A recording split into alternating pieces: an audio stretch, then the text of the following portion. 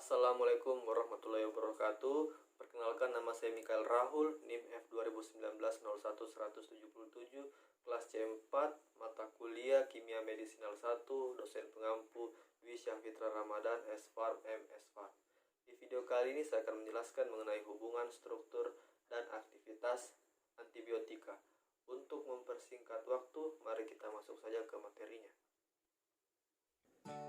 Sebelum kita membahas mengenai hubungan struktur dan aktivitas antibiotika, terlebih dahulu kita harus mengetahui apa itu antibiotika. Antibiotika adalah senyawa kimia khas yang dihasilkan oleh organisme hidup, termasuk turunan senyawa dan struktur analognya yang dibuat secara sintetik dan dalam kadar rendah mampu menghambat proses penting kehidupan satu spesies atau lebih mikroorganisme.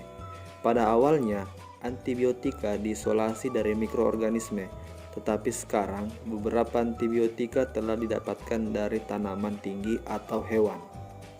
Adapun sumber-sumber dari antibiotika, yang pertama itu Actinomycetes, kedua jamur, ketiga tanaman tinggi, keempat Eubacteriales terutama Bacilli, yang kelima hewan, yang keenam Pseudomonales, dan yang terakhir itu ganggang atau lumut. Baik, kita akan masuk ke hubungan struktur aktivitas obat antibiotika. Adapun golongan obat yang akan dibahas hubungan struktur dan aktivitasnya pada video kali ini yaitu yang pertama antibiotik beta-laktam khususnya turunan penisilin, dan yang kedua turunan tetrasiklin. Apa itu antibiotika beta-laktam? Antibiotik beta-laktam merupakan antibiotik yang strukturnya mengandung cincin beta-laktam, di mana antibiotik ini banyak dikembangkan untuk pengobatan infeksi bakteri. Antibiotika beta-laktam mempunyai banyak sekali kelompok. Salah satu yang akan kita bahas di video kali ini yaitu penisilin. Baik, apa itu penisilin? Penisilin merupakan kelompok antibiotika beta-laktam yang telah lama sekali dikenal. Pada tahun 1928 di London, Alexander Fleming menemukan antibiotika pertama yaitu penisilin, dan penggunaannya untuk pertama kali oleh Florey, Chain, dan Abraham untuk menolong pasien dengan infeksi staphylococcus dan streptokokal.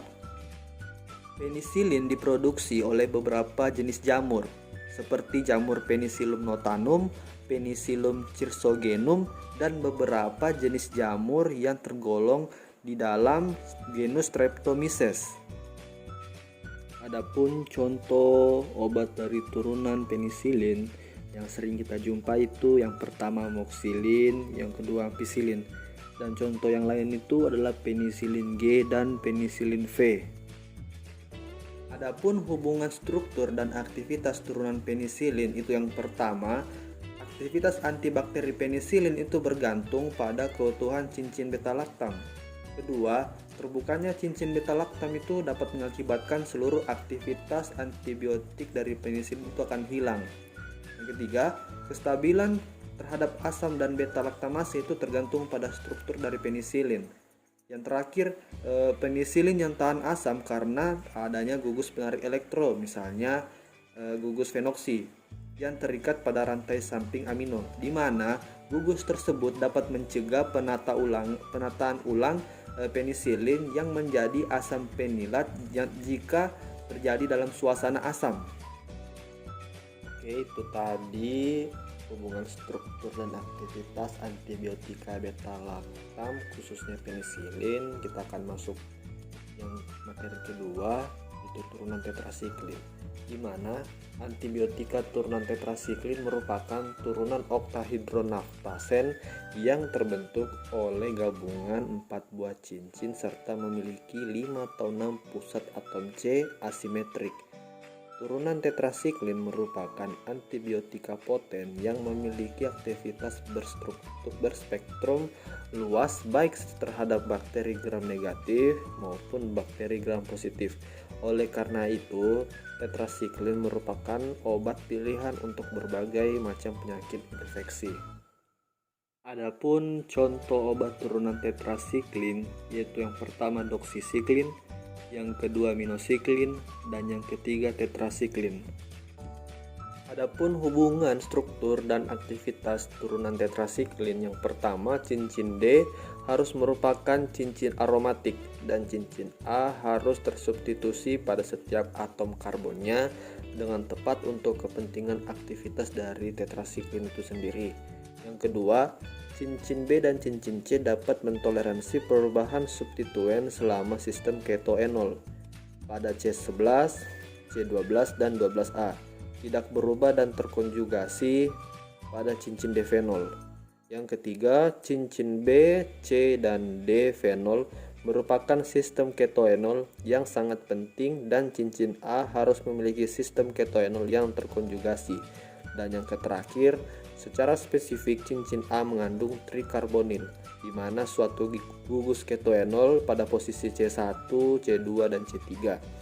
Struktur kimia penting lainnya untuk aktivitas antibakteri adalah pada gugus amin pada posisi C4 pada cincin A. Adapun referensi yang digunakan pada video kali ini, yang pertama buku Kimia Medisinal 2 edisi kedua editor dari Siswandono, dan yang kedua buku Kimia Farmasi editor Harpolia Cantika. Itulah tadi pembahasan singkat mengenai hubungan struktur dan aktivitas antibiotika. Semoga video ini bermanfaat untuk kita semua. Apabila ada salah-salah kata mohon dimaafkan. Saya akhiri video ini dengan ucapan sekian dan terima kasih. Wassalamualaikum warahmatullahi wabarakatuh.